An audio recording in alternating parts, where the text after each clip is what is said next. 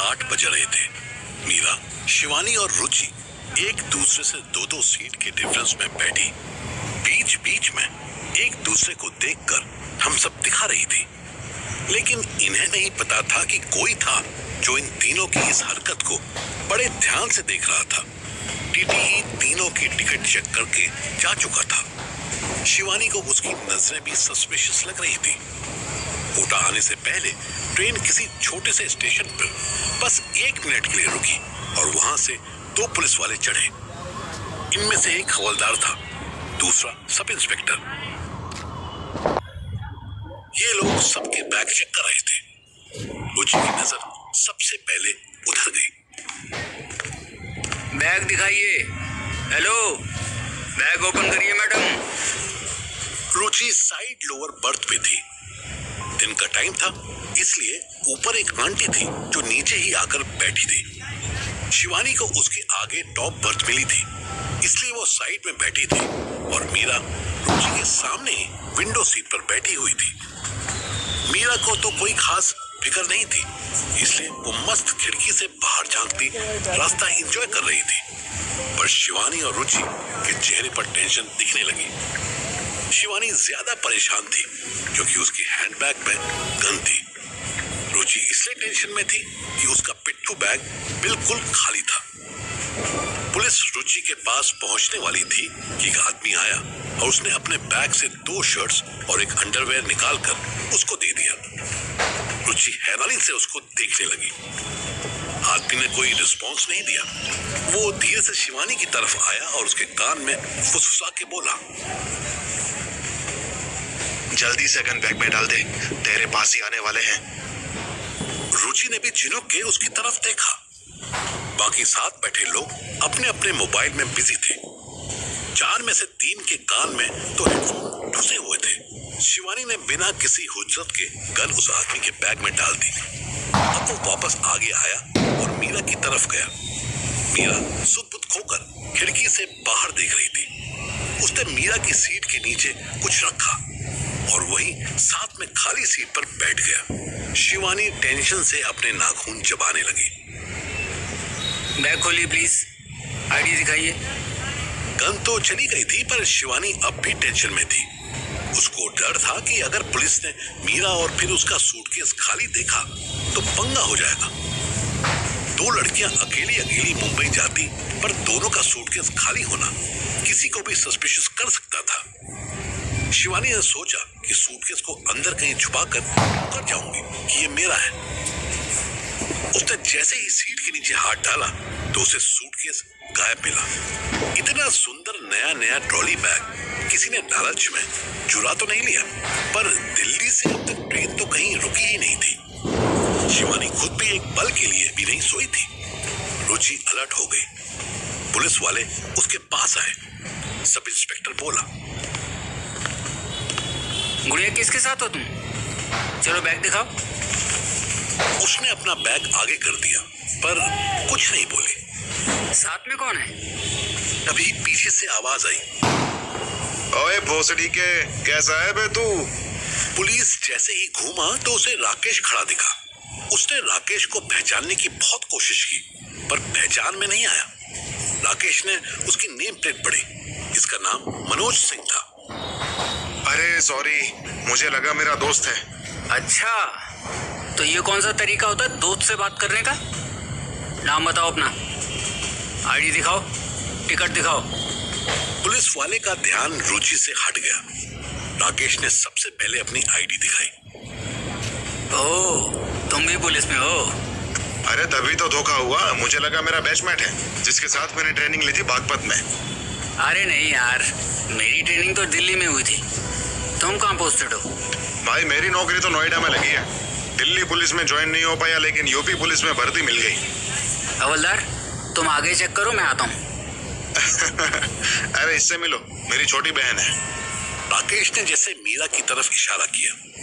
मीरा चौंक के बोल पड़ी, अरे वाह राकेश भैया, आप कब आए? सब इंस्पेक्टर मनोज ने राकेश को टेढ़ी निगाह से देखा।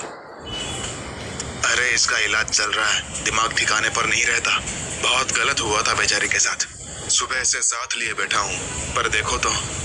पुलिस वाला इतनी जल्दी तो कन्विंस हो नहीं सकता था। राकेश ने अपनी टिकट दिखाई। उसके पास दिल्ली से सूरत की राजधानी की 2 टिकट्स थी, जिसमें एक में नाम मीरा लिखा था।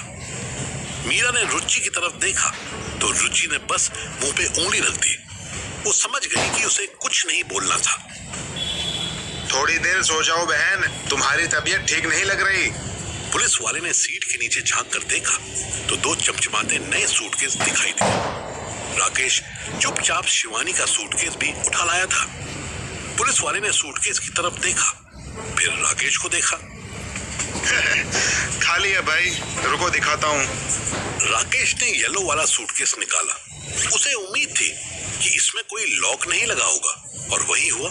सूटकेस तुरंत खुल गया। ये खाली क्यों है?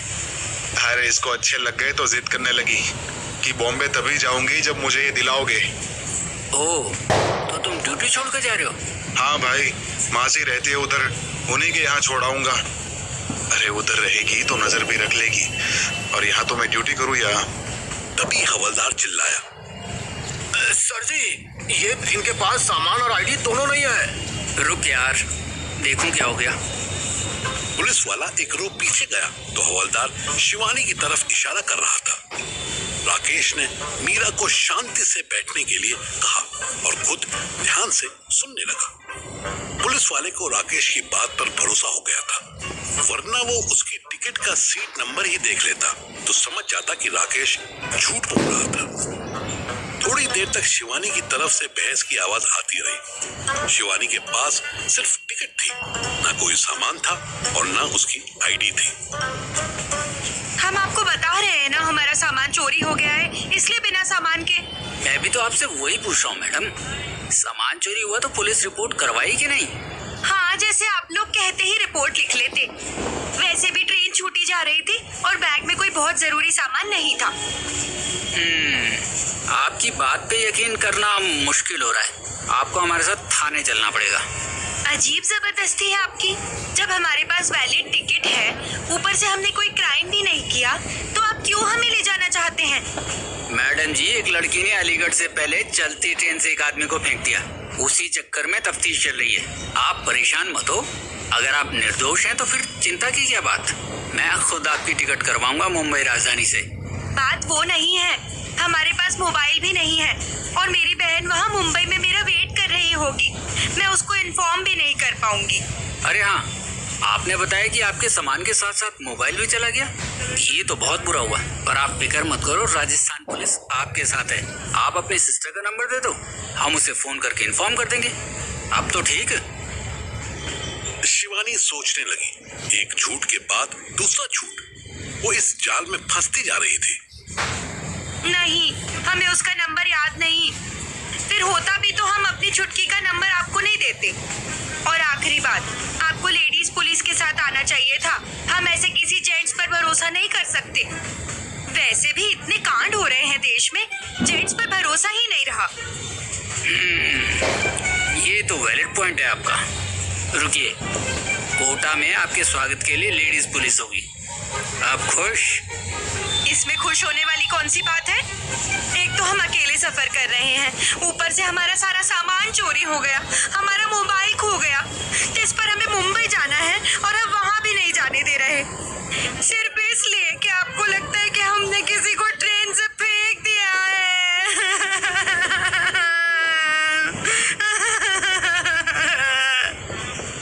शिवानी को रोता देख मोबाइल में घुसे लोग पुलिस वाले को घूरने लगे। 9:30 हो गए थे।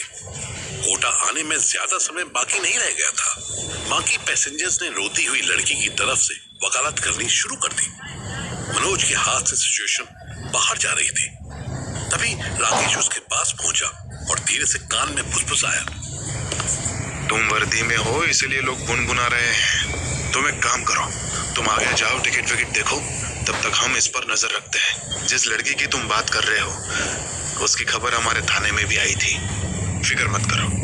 पुलिस वाले ने हाँ में सर हिलाया और लोगों को शांत होने का इशारा करके अपने हवलदार के साथ आगे निकल गया। जाते जाते वो राकेश से बोलकर गया कि 1 घंटे बाद फिर आएगा।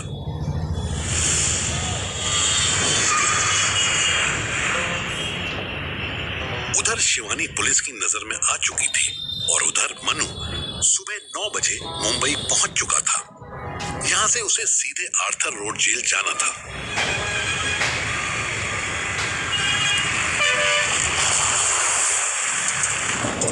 दस बजे से पहले ही मनु जेल के गेट पर पहुंच गया और आफताब के छूटने का इंतजार करने लगा। उसके वकील ने बताया था कि 10 से 11 के बीच में कभी भी धीरज उर्फ आफताब को छोड़ा जा सकता था। मनु कैब लेकर खड़ा हुआ था। ठीक 10:30 बजे आफताब बाहर आया। मनु ने कब का दरवाजा खोल दिया। वो आकर बैठा। बाहर निकलवाने के लिए तहे दिल से शुक्रिया। आप खुद यहाँ मुझे लेने आए। मुझे तो लगा था कि बाहर आकर आपको फोन करना होगा, वो फोन जो आप जल्दी नहीं उठाते। गाड़ी बढ़ाओ भाऊ, एयरपोर्ट ले चलो। आफताब फिर से चौंका। उसको कुछ भी समझ में नहीं आ रहा था। मुझे मजबूरी में आना पड़ा, वरना मेरा लॉयर ही तुम्हें रिसीव करने आता। वो तो समझ आया, पर पता तो चले कि राज क्या है। आपको क्या चाहिए मुझसे, और मैं वो काम कर भी पाऊंगा कि नहीं। अच्छा, इतनी बेसब्री। मौत और जवानी बेसब्री ही होती है मन्नू साहब। आप कृपया करके मुझे मेहरबानी करने की वजह बताइए। वजह ये है दोस्त कि मेरे पास मेरे लिए काम करने वाले बहुत ज्यादा लोग हैं, लेकिन भरोसे के बहुत कम। उनमें से एक भरोसे का। बात काटने के लिए माफी चाहूंगा, पर मैं आपके लिए तो काम कर सकता हूँ, पर मैं आपकी नौकरी नहीं बजा सकता। ये मैं आपको पहले ही बता देना चाहता हूँ। मैंने कहा तुमसे कि नौकरी बजाओ। मेरी पूरी बात सुनी? माफ कीजिए। माफी का अचार डालूं मैं? जेब में नहीं दमड़ी और मोटी कर रहा चमड़ी। दोबारा मेरी बात काटी ना बीच में तो जमानत कैंसिल करवा के वहीं डाल दूंगा वापस। सोचते रहना बैठ के कि कोई पैरवी करता तो मैं लेखक बन जाता। मनु चुप हुआ तो गुस्से में खिड़की से बाहर देखने लगा। आफताब कुछ देर बाद बोला, फिर से माफी मांगता हूँ मन्नू साहब, मैंने आपकी बात काटी, वो मेरी गलती थी। लेकिन अब भी लेकिन मुझे धमकी मत देना। अगर ताउम्र यही ताने मारने हैं कि मुझे जेल से निकाला तो मुझे नहीं चाहिए ये खैरात। रख लो अपने पास। ड्राइवर साहब, गाड़ी वापस आर्थर रोड जेल की तरफ घुमा लीजिए। मनु मुंह खोले आंखें फाड़े आफताब का मुंह और चेहरा देखता रह गया। गाड़ी रोको अभी। ड्राइवर तो पहले ही कंफ्यूज था कि एयरपोर्ट जाना था या जेल।